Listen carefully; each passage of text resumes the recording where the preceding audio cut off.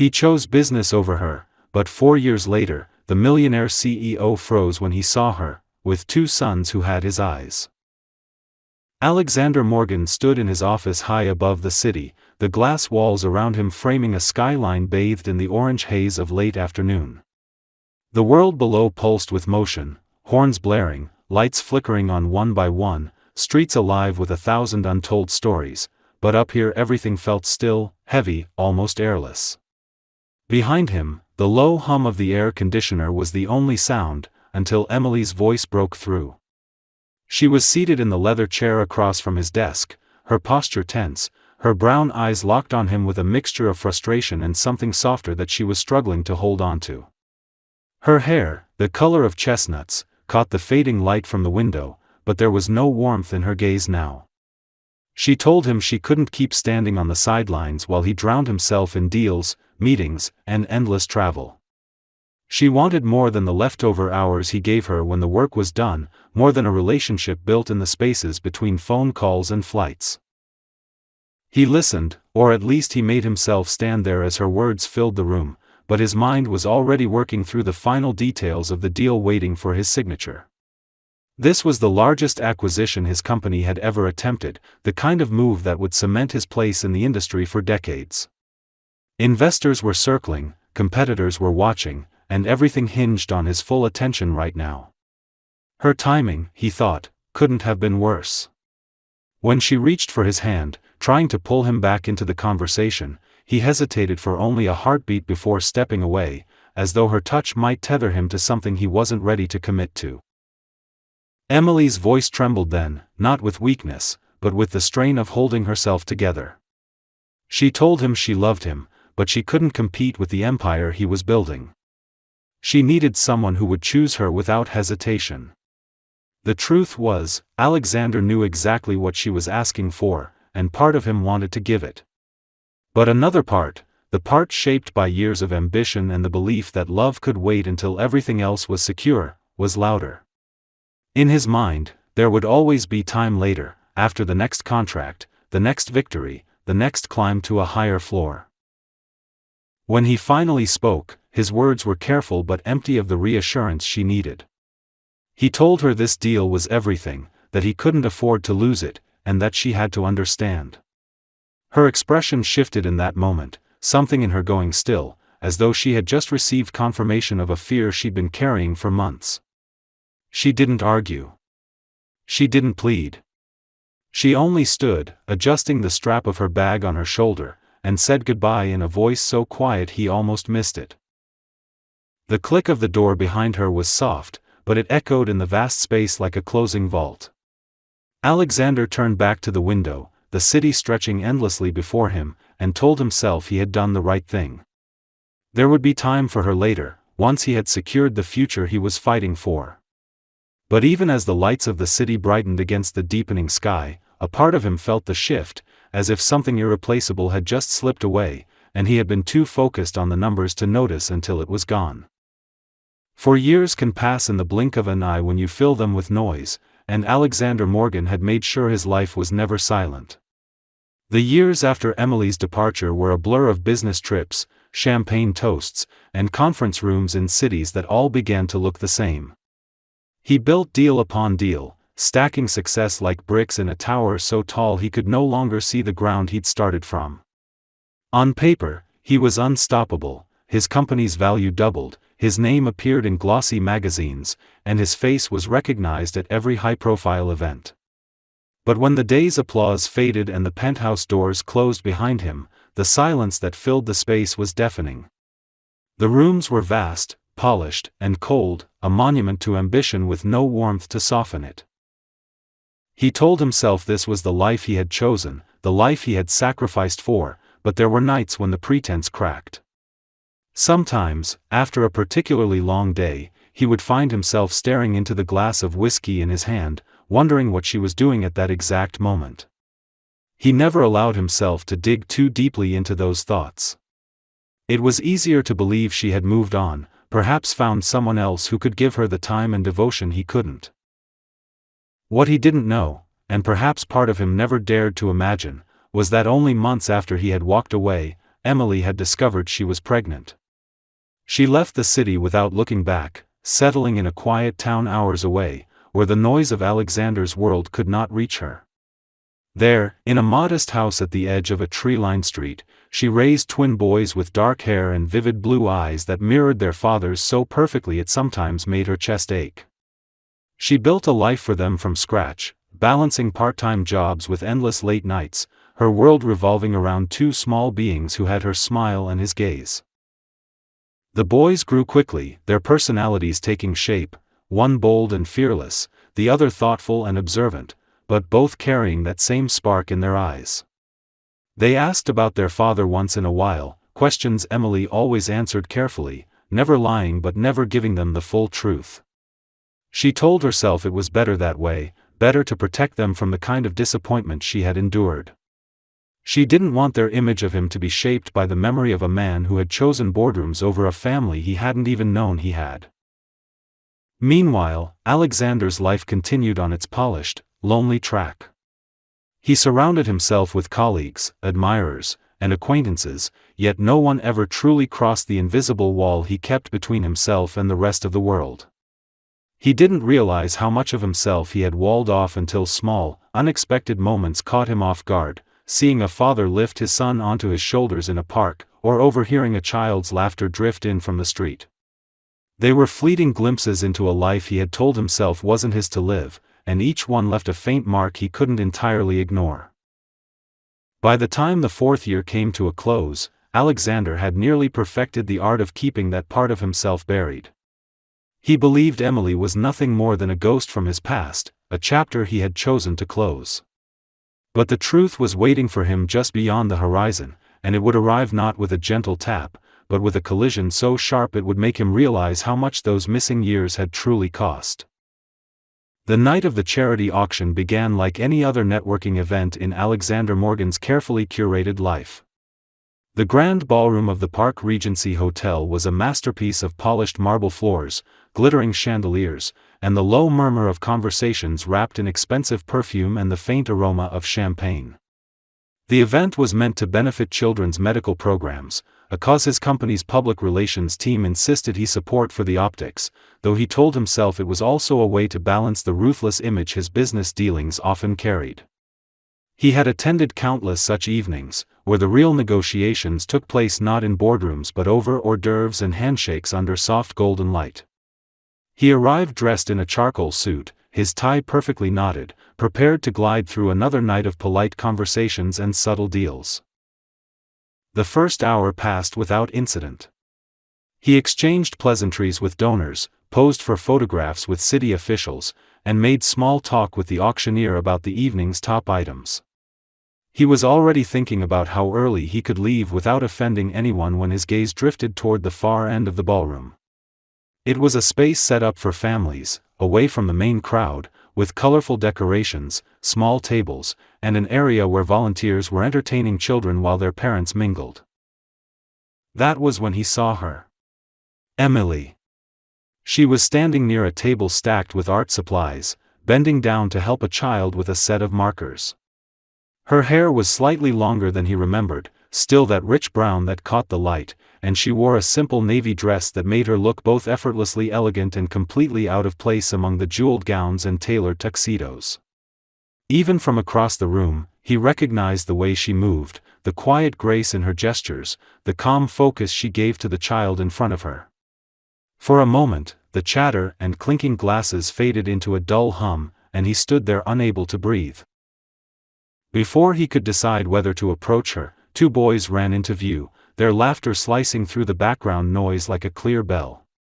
They were perhaps 3 or 4 years old, dressed in matching white shirts and navy trousers, their small faces lit up with excitement as they called out to her.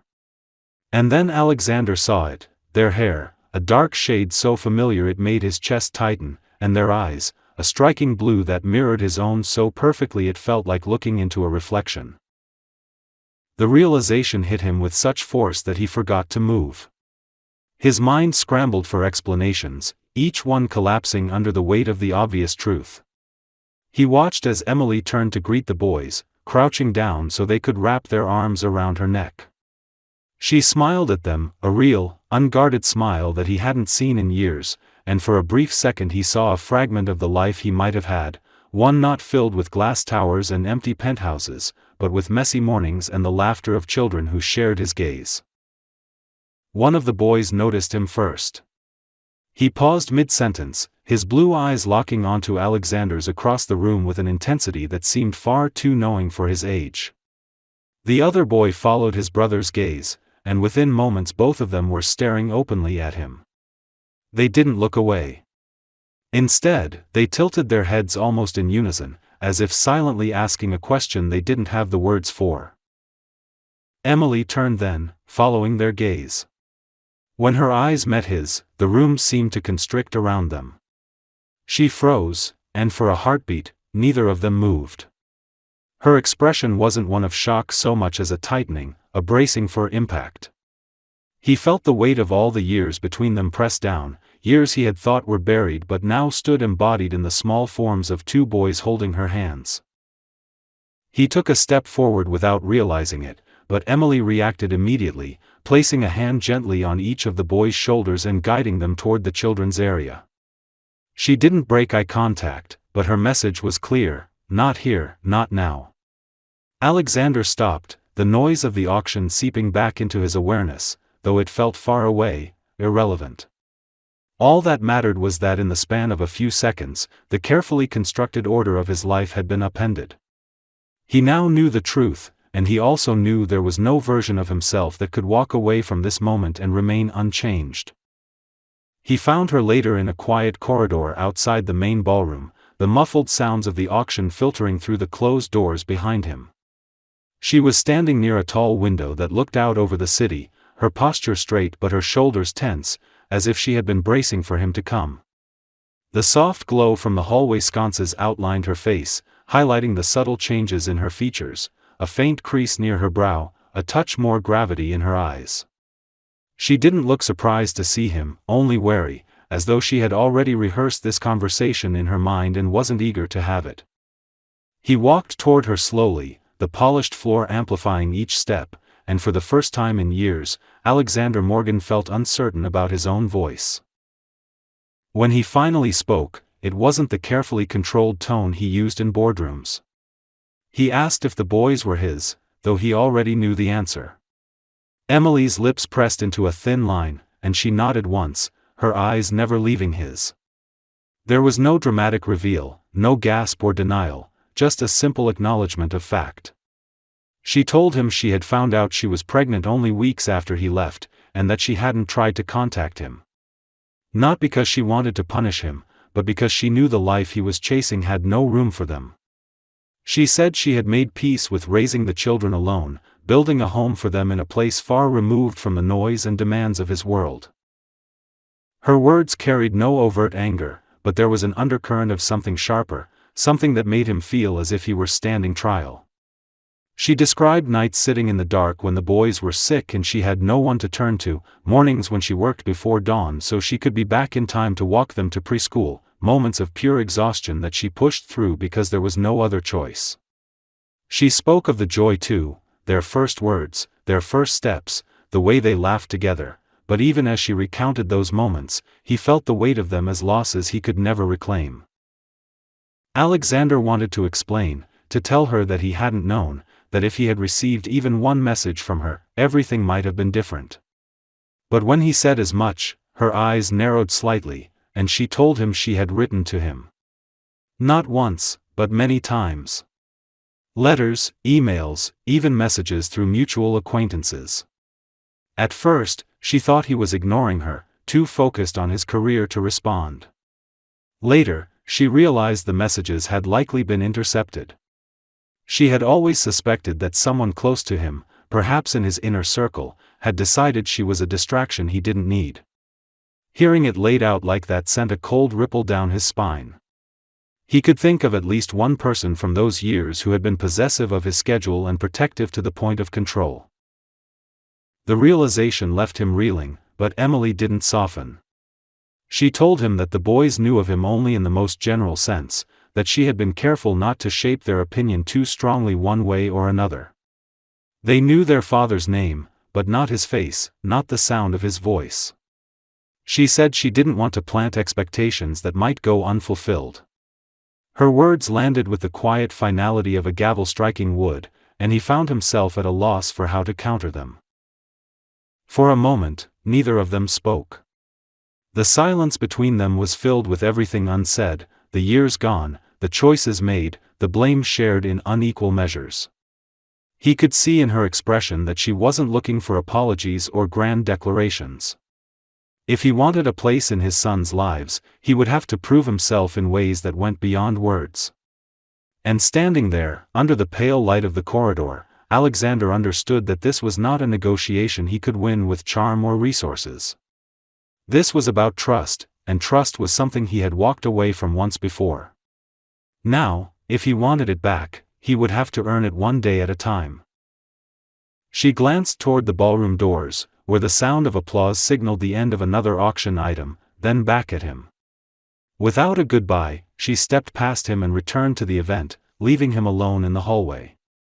He watched her go, the hem of her dress disappearing into the crowd, and felt the sharp sting of knowing that for the first time in years, he wanted something he couldn't simply take. He wanted his family, and for the first time in his life, he was beginning to understand just how much it would cost to truly have them. In the days following their conversation in the corridor, Alexander found himself haunted by every word Emily had said. Her voice, calm yet edged with the weight of unspoken years, followed him through board meetings and echoed in the quiet of his penthouse at night. He couldn't shake the image of his sons, looking up at him with eyes that mirrored his own, eyes that held a question he wasn't sure he deserved to answer. For years, he had convinced himself that the life he'd chosen was the only path worth walking, but now, that path felt like it had been built on sand. Every deal he closed, every handshake he accepted, seemed hollow compared to the thought of being absent from their lives for another day. He began reaching out cautiously, knowing that a single misstep could close the door Emily had only barely cracked open. At first, it was small gestures, books for the boys he thought they might like, sent without fanfare, a contribution to their preschool's art program, made anonymously, a quiet offer to help with anything they might need. Emily acknowledged his efforts with polite but guarded responses, never encouraging him too much, never letting him believe that his presence had been fully accepted. It was a slow, measured process, and though it frustrated him, he understood. Trust was not a gift she would give freely a second time. The first time he saw the boys outside the auction was in a park near Emily's home. She had agreed to meet for an hour, nothing more, and only in a public place. The boys were shy at first, clinging to her side, but curiosity got the better of them. Alexander crouched to their level, speaking to them not as a stranger trying to win their affection, but as someone genuinely interested in what they had to say. He asked about their favorite games, listened as they told him about a recent trip to the zoo, and laughed when they tried to explain the difference between a crocodile and an alligator. There was a flicker of something warm in those moments, not yet recognition, but perhaps the beginning of familiarity. Still, Emily's eyes stayed watchful. She told him plainly that the boys had lived their entire lives without him and that she would not allow anyone to step in only to disappear again. If he wanted to be their father, he would need to prove that he was there for the long term, that he was capable of showing up consistently, not just in moments of guilt or grand gestures. Alexander agreed without hesitation, but deep down, he knew this would be the hardest promise he had ever tried to keep. His world had always been built around speed, decisive action, and measurable results. This would require patience, humility, and a willingness to accept that the outcome might not be in his control. Weeks passed, and Alexander began carving time out of his schedule in ways he never had before. He started refusing late-night meetings that kept him away from the city, declining trips that would have taken him away for weeks at a time. His colleagues were surprised, some even concerned, but he didn't care. Every afternoon he spent with the boys, building towers out of blocks, reading picture books, or simply sitting on the grass while they chased each other, reinforced the sense that this was the only work that truly mattered. The more he saw them, the more he began to notice their subtle similarities to him, the tilt of their heads when they were thinking, the way one of them drummed his fingers when impatient, the spark in their eyes when they figured something out on their own. But as much as these small victories meant to him, Alexander also felt the invisible wall Emily kept in place. She was polite, even friendly at times, but her guard never fully lowered. She had built a life in his absence, and while she was beginning to allow him into it, she was not ready to give him the same place he might have had if he had never left. This awareness both humbled and unsettled him. He realized that this was not a simple matter of reclaiming what was once his, it was about earning a place in a world that had learned to function without him. Late one evening, after dropping the boys off at her home, he lingered in his car, watching the warm light spill from the living room window. He could see their silhouettes moving inside, Emily tidying up, the boys tumbling over each other on the couch, and for a moment, he felt like an intruder looking into a life that was whole without him. But instead of walking away, as he had once done, he made himself a silent promise. He would keep showing up, not because he believed it would be easy, but because this was the only fight worth losing sleep over. And if he failed this time, there would be no excuse, no redemption. It was in that quiet moment, staring at the glow of a home he wanted to be part of, that Alexander understood the full weight of Emily's question in the cafe: did he want them back out of love, or was it just guilt? He knew now that guilt had been the spark, but love, the fierce, steady kind that required staying even when it was hard, was what would keep him there. And for the first time, he was ready to let that love lead him, even if it meant dismantling the life he had built to make room for the one he had almost lost forever. It happened on an unremarkable Thursday, the kind of day that should have passed without incident. The air was clear and crisp, the first hints of winter beginning to bite, and Alexander had been in the middle of a meeting when his phone began to buzz with a string of urgent calls from an unfamiliar number. He ignored the first two, thinking they were a wrong number, but when the third call came immediately after, something in his gut twisted. He excused himself from the conference room, stepping into the hallway to answer, and the voice on the other end made his blood run cold. It was Emily, and she was barely holding herself together. Her words came in short, uneven bursts: the boys were missing. They hadn't come home from school, and no one had seen them since they left the playground. Alexander's mind snapped into focus with a clarity that felt almost unnatural. He asked her to tell him everything, every detail, every possible lead, while he was already walking toward the elevator. She said she had called the police, but they were still in the initial stages of organizing a search. He could hear the panic beneath her attempts to stay calm, and it was enough to ignite something fierce and unyielding inside him. By the time his car pulled up to her house, she was pacing on the porch, her face pale, clutching a crumpled piece of paper in her hand. She handed it to him without a word, and he scanned it quickly. The note was short and deliberate: "We have them. Do not involve the police further. You know what we want." The handwriting was sharp, almost mechanical, and at the bottom was a number, a sum that wasn't random. It was the exact figure from one of his private accounts, an amount known to almost no one. The realization that this wasn't a random abduction hit him like a blow. This was targeted, personal, and the list of people who could have orchestrated it was short. He thought back to the years before he and Emily had crossed paths again, to deals that had left bitter enemies in their wake, to people he had cut out of his life without a second thought. It didn't take long for a name to rise to the top of his mind, a man he had once trusted implicitly, someone who had been in his inner circle before betrayal forced Alexander to remove him. The timing, the precision, the knowledge of that account, it all fit too perfectly to be coincidence. Emily's voice shook as she told him she couldn't just sit and wait for the police to catch up. He assured her he wouldn't. In that moment, his entire existence narrowed down to one objective: bringing his sons back. He called in favors from contacts who owed him for past deals, people who could find information quickly and without leaving a paper trail. Within hours, they had traced the movements of an unmarked van seen near the school to a rundown warehouse on the edge of the industrial district. It wasn't enough for the police to act immediately, but it was enough for Alexander to know where he needed to be. When he told Emily he was going, she tried to stop him, insisting it was too dangerous, but he was already preparing to leave. He promised her he would bring them back and that nothing, no threat, no injury, no negotiation gone wrong, would stop him. There was a finality in his voice that made her step back, her eyes wide with fear but also with something else, the reluctant understanding that he was not going to let anyone else fight this battle for him. The drive to the warehouse was a blur, the city lights smearing across the windshield as his focus sharpened into something almost physical. Every second felt like a countdown, each block bringing him closer to whatever waited inside.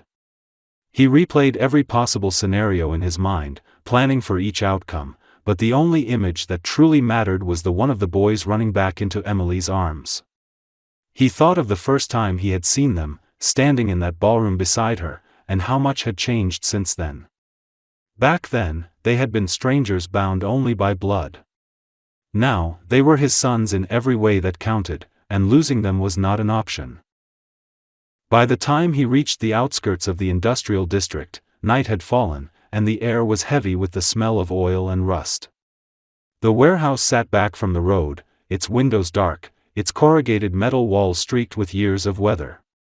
He parked a block away, the duffel bag containing the demanded sum resting on the passenger seat beside him.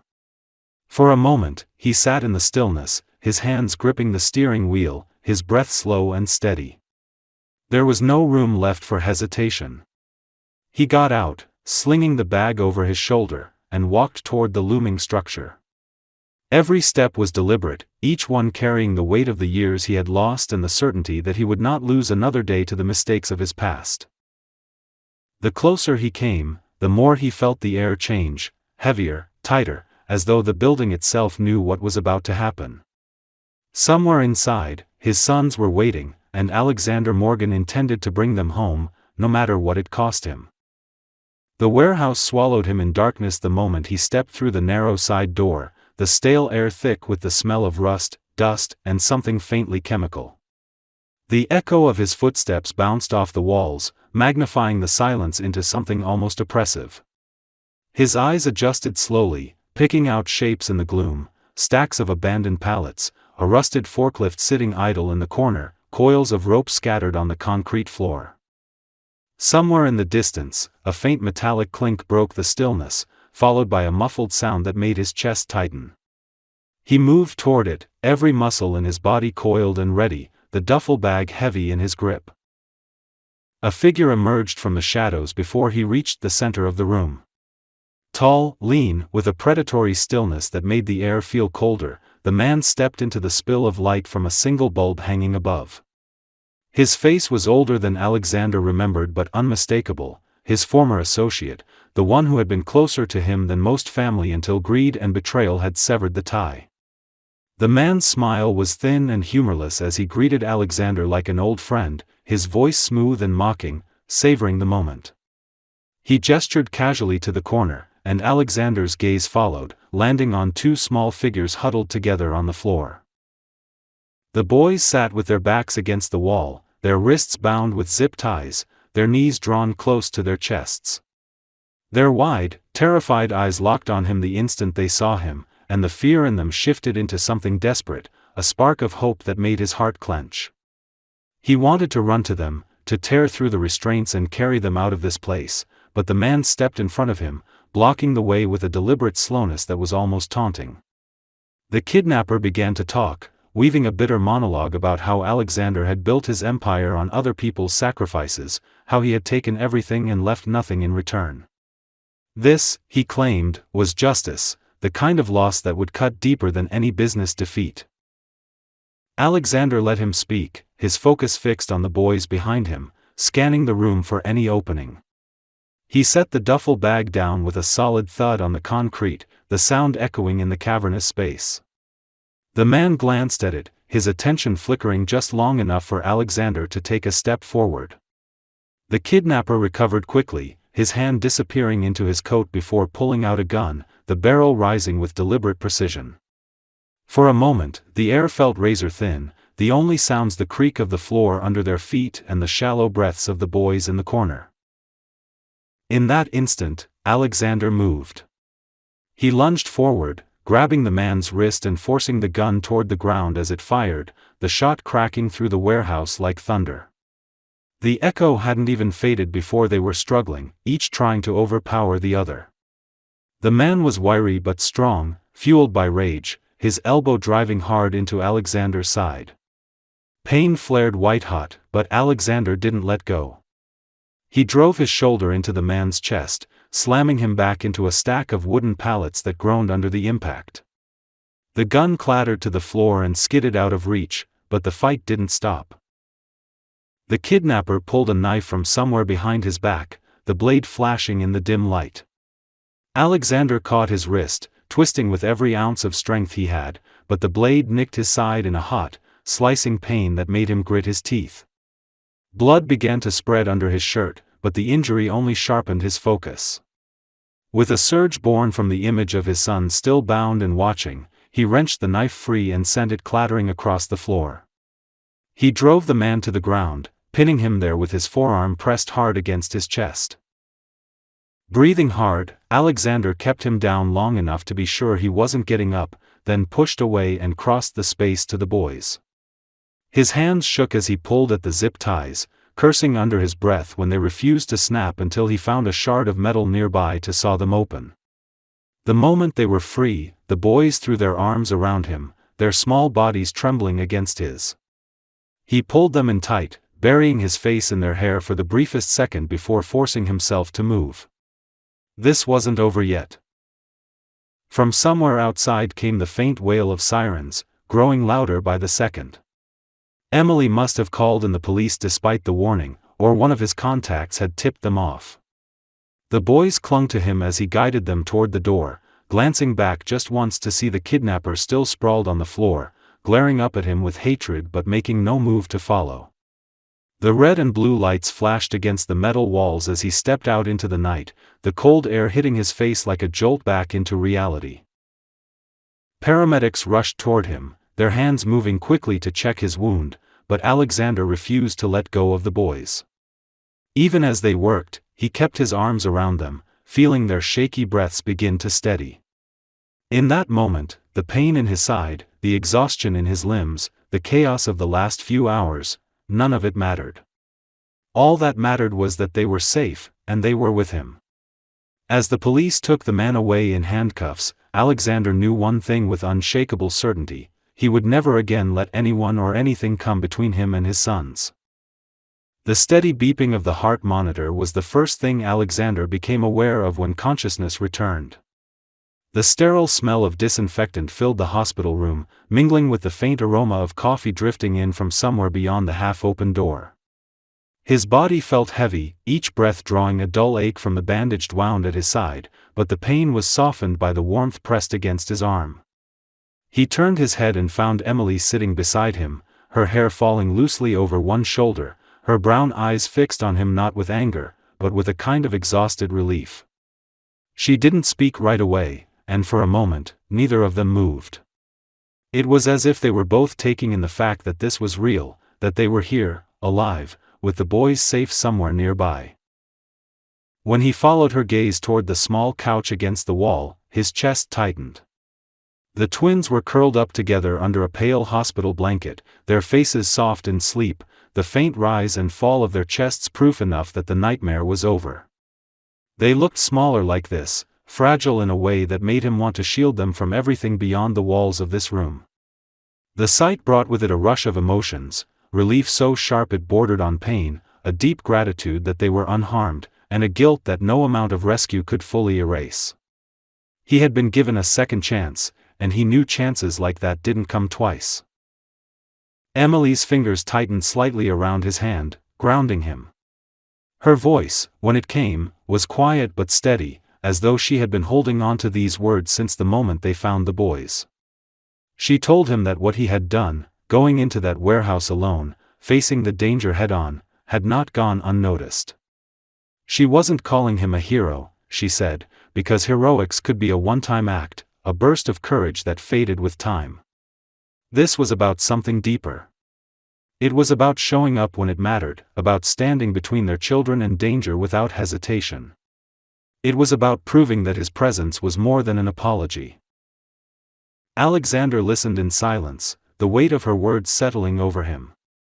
He told her he couldn't undo the years he had missed, couldn't erase the mistakes that had led them here, but he could choose every day from now on to be there, not in pieces, not in passing, but fully. He said it without the polished certainty of a man making a promise to close a deal, but with the quiet determination of someone who finally understood what was worth keeping. She studied him for a long moment, searching for any trace of the man who had once walked away. Whatever she saw seemed to ease something in her, and she gave a small nod. It wasn't forgiveness in full, not yet, but it was a doorway opening where there had once been a locked wall. When the boys stirred awake, their small bodies shifting under the blanket, they blinked at him sleepily before climbing onto the bed. They nestled carefully against his side, mindful of the bandages, their heads resting on his arm. He held them close, feeling the unfamiliar but welcome weight of them settling into a space that had been empty for far too long. Emily remained beside the bed, watching, her expression unreadable but no longer closed off. The moment felt fragile, like it could shatter with one wrong word, yet it also felt unshakable, anchored by something stronger than pride or fear. The hours passed slowly in the soft light of the hospital room. Nurses came and went, checking his vitals, offering quiet smiles when they saw the boys tucked against him. Outside the window, the city moved on in its usual rush, unaware that inside this small room, a life had shifted on its axis. Alexander realized that the wealth he had once measured in numbers and assets meant nothing compared to the warmth of his son's hands resting in his, or the sight of Emily sitting within arm's reach, no longer on the other side of a chasm he had created. As evening fell, Emily reached for his hand again, this time without hesitation. There was no speech, no need to fill the silence. The boys' breathing grew steady and deep as they drifted back to sleep, and Alexander looked at them, then at her, and knew he was exactly where he was meant to be. For the first time in years, the thought of the future didn't feel like an endless race toward something distant and hollow. It felt like a home he would fight to keep, a place he would never again walk away from. This ending works because it doesn't pretend that love and trust magically erase the past. Instead, it leaves us with a believable sense of hope that feels earned. Alexander's rescue of his sons is dramatic, but the real victory is quieter, choosing to stay, day after day, in the life he once abandoned. Emily's guarded acceptance feels authentic. It shows that forgiveness is a process, not a single moment. The story closes with the sense that their future will have challenges, but now he's a man who will meet them head-on. It's not a fairy tale, it's redemption grounded in reality, which makes it far more satisfying.